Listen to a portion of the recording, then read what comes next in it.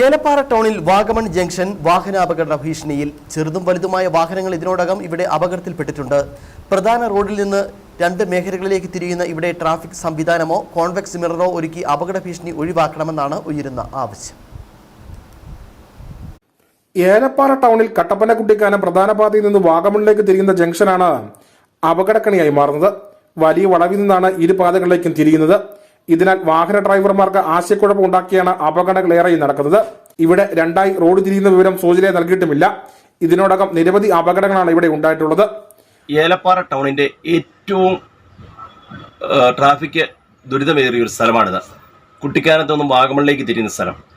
പകല് ഉച്ചവരെ ഞങ്ങൾക്ക് ഹോം ഗാർഡിന്റെ മികച്ച സേവനം ഇവിടെ ലഭിക്കുന്നുണ്ട്. പക്ഷെ ഉച്ച കഴിഞ്ഞ് സേവനമില്ല. അടിയന്തിരമായിട്ട് അധികാരികൾ ഇവിടെ ഒരു കോൺവെക്സ് മിറർ സ്ഥാപിച്ച് വളരെയേറെ അപകടം നടക്കുന്ന ഒരു സ്ഥലമാണ്.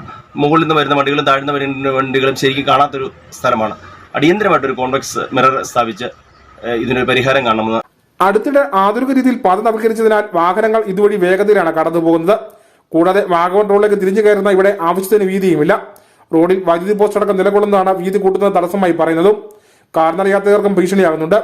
ഇവിടെ ഇരുവശങ്ങളിലേക്കും വാഹനം തിരിഞ്ഞു പോകുവാൻ ട്രാഫിക് സംവിധാനം ഒരുക്കണമെന്ന ആവശ്യമാണ് ഉയരുന്നത്. News bureau, Elappara.